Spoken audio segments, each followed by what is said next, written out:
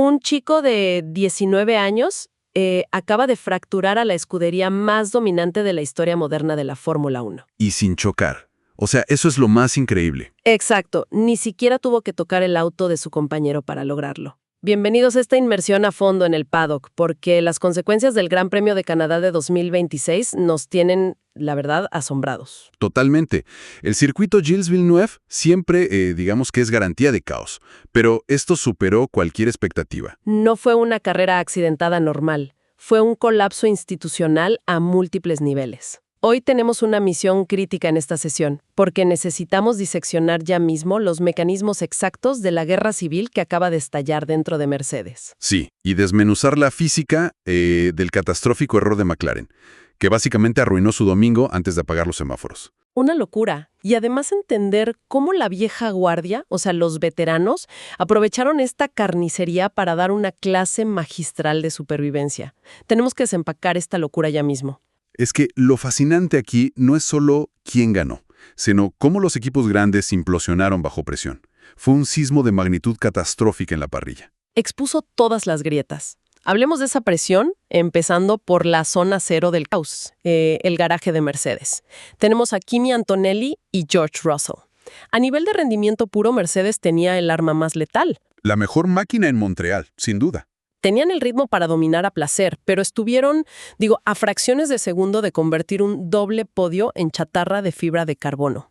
Esta rivalidad se volvió visceral. Visceral y francamente insostenible para la directiva. Estamos hablando de un Antonelli que, sin haber cumplido los 20 años, acaba de clavar su cuarta victoria consecutiva. Cuarta consecutiva, wow. Y matemáticamente ya le sacó 43 puntos de ventaja a Russell. Lo que vimos en el asfalto canadiense fue la manifestación física de esa humillación estadística. Como un depredador joven jugando con su presa. Tal cual.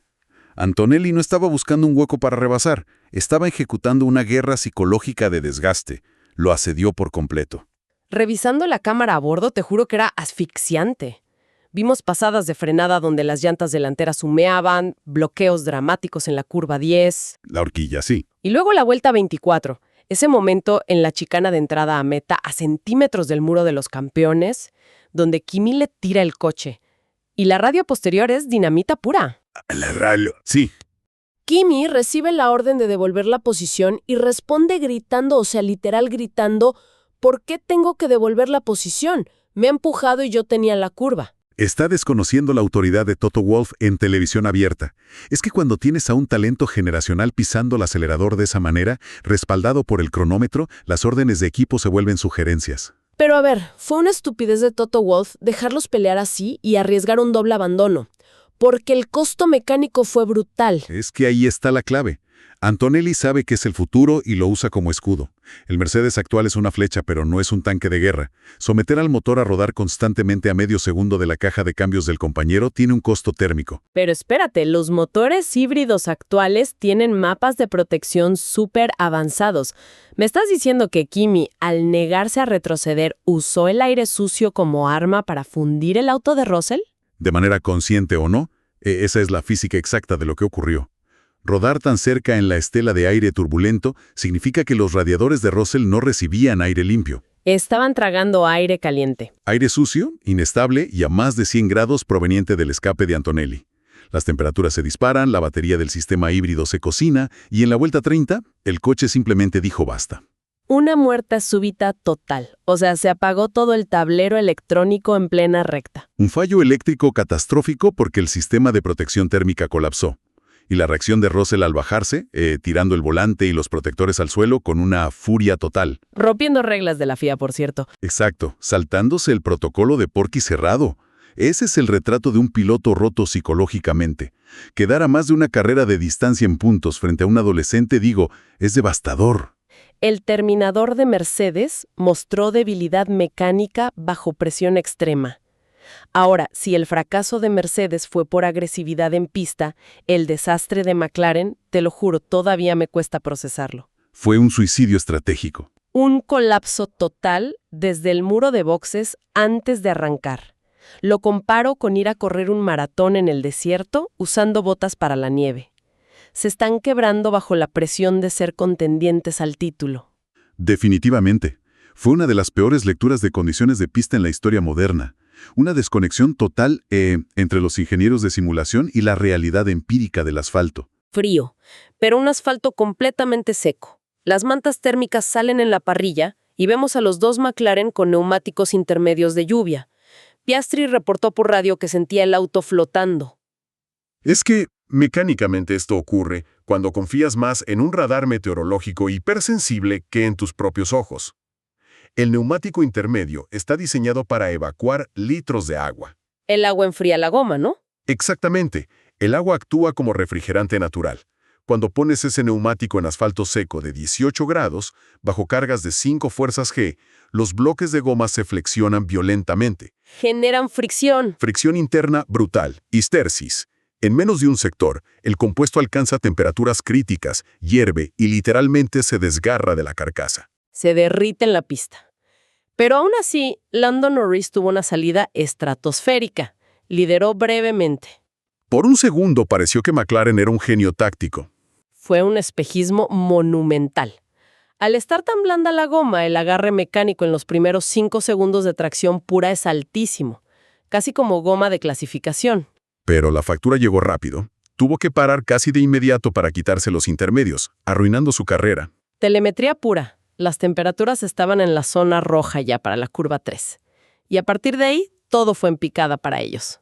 Desgracias para Norris.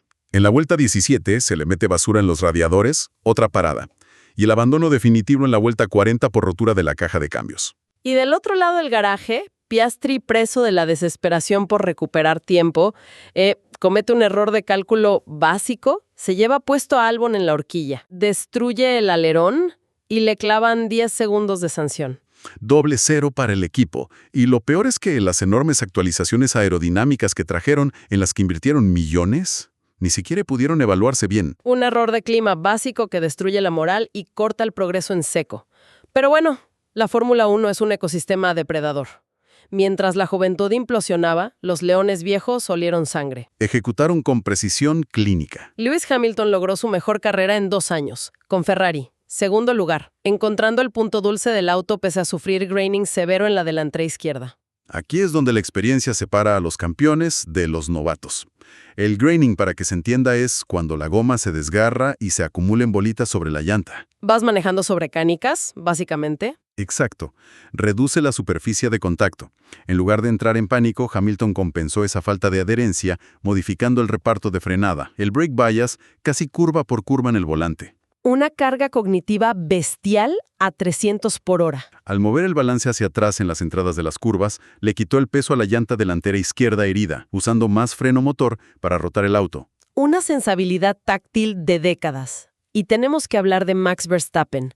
Sacó el mejor resultado del año para Red Bull con ese tercer lugar. El duelo entre ambos fue espectacular. Fue bestial. Max le hace un rebase al inicio, pero Luis cobra venganza en la vuelta 62, tirándose por fuera de manera espectacular en la curva 1. A ver, yo te pregunto, ¿Red Bull de verdad mejoró el monoplaza o Max simplemente arrastró ese coche al podio con pura fuerza de voluntad? El piso nuevo amplió un poco la ventana operativa, sí. Encontraron una altura de manejo donde el coche no rebota tanto, en Canadá. Pero no nos engañemos. Sigue siendo un coche súper nervioso. Sigue peleando con el volante. Ese podio es 80% gestión pura del talento de Verstappen, peleando con un tren delantero inestable. Y ese rebase de Hamilton en la curva 1, demuestra la confianza en la aerodinámica. Max defendió el interior, y Lewis confió ciegamente en el lado derecho del Ferrari por fuera.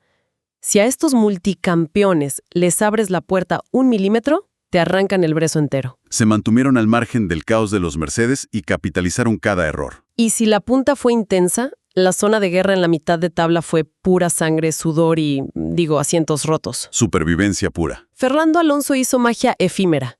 Salió con blandos, ganó 9 posiciones en 5 vueltas del 15º al 10º. Una demostración de puro talento instintivo para leer los huecos en la primera vuelta. Pero el Aston Martin no tiene ritmo de carrera. Es que no hay tracción mecánica. Pero el abandono en la vuelta 27 cruzó la línea de lo surrealista. Que el asiento de Alonso se rompa en plena carrera, es la metáfora perfecta del momento de Aston Martin. El equipo se está desarmando literalmente debajo de él. Un asiento roto no es un problema de rendimiento, Es una luz roja de seguridad gigantesca. ¿Cómo puede pasar eso en esta categoría? Es un fallo inaceptable en el control de calidad. En una frenada en Montreal, el piloto experimenta 5 fuerzas G. Tu cuerpo pesa 5 veces más. El asiento es parte de la estructura de supervivencia. ¿Y el anclaje central para sentir el chasis? Si el asiento cede, pierdes la relación con el pedal de freno. Es un peligro inminente contra los muros. Que algo tan elemental falle indica que están cortando esquinas en fabricación, tratando de encontrar peso donde no lo hay. ¡Qué desastre! En contraste, Carlos Sainz tuvo una carrera fantástica. Arrancó 17avo con el Williams, cayó en la misma trampa de llantas intermedios que McLaren. Pero la diferencia estuvo en la gestión de crisis. McLaren entró en pánico sistémico. Sainz, por el contrario, absorbió el golpe, reportó el error de la goma, sin perder la calma y entró a boxes en la vuelta 1. Impuso un ritmo brutal para remontar hasta el 9º lugar, aguantando la presión asfixiante de Ollie Bearman. Un pilotaje súper técnico para rescatar puntos invaluables. La zona media no perdona un solo error. Franco Colapinto también, logrando un espectacular 6º lugar haciendo durar los neumáticos duros. Charles Leclerc quedando 4º después de pelear a muerte con Isaac Hayar. Lo del piloto de Red Bull fue peligroso, se movió peligrosamente en la frenada y le clavaron 10 segundos y un stop and go. Y para sumar a la lista de abandonos, Checo Pérez, afuera con Cadillac por la suspensión rota. Digo, un problema de fiabilidad tremendo. Y no es casualidad, es la física de dinámica vehicular del circuito. Los pianos en Canadá son destructivos. Si los amortiguadores no absorben el impacto, la fuerza va a los brazos de fibra de carbono. Tarde o temprano se fatiga y colapsa. Te manda al fondo. Es la selección natural operando a 300 por hora. Para ir cerrando este análisis a fondo, el resumen es contundente. Antonelli se escapa en el Mundial como una fuerza imparable. Russell está psicológicamente golpeado, sin duda. Dejaste pensando con el tema de Mercedes. Claro, quiero dejar a nuestra audiencia con un dilema táctico incendiario. A ver, suéltalo. Sabiendo que Kimi Antonelli tiene 43 puntos de ventaja, si tú o cualquiera de quienes nos escuchan estuviera en los zapatos de Toto Wolff hoy, La presión de esa oficina. ¿implementarías órdenes de equipo desde la próxima carrera para proteger el Mundial a favor de Kimi, arriesgándote a destruir a Russell por completo? ¿O los dejarías correr hasta que se saquen chispas y le regalen el campeonato a Ferrari o Red Bull? ¡Wow! Es la bomba de tiempo más grande del paddock. ¿Proteger los puntos o proteger los egos? Me encanta esa pregunta para que la audiencia la analice. Es una decisión que puede definir la década para Mercedes. Definitivamente. Bueno, por hoy cerramos esta inmersión en el paddock. La locura de Canadá nos deja exhaustos, pero la temporada sigue. Nos vemos en la próxima curva, el paddock no descansa.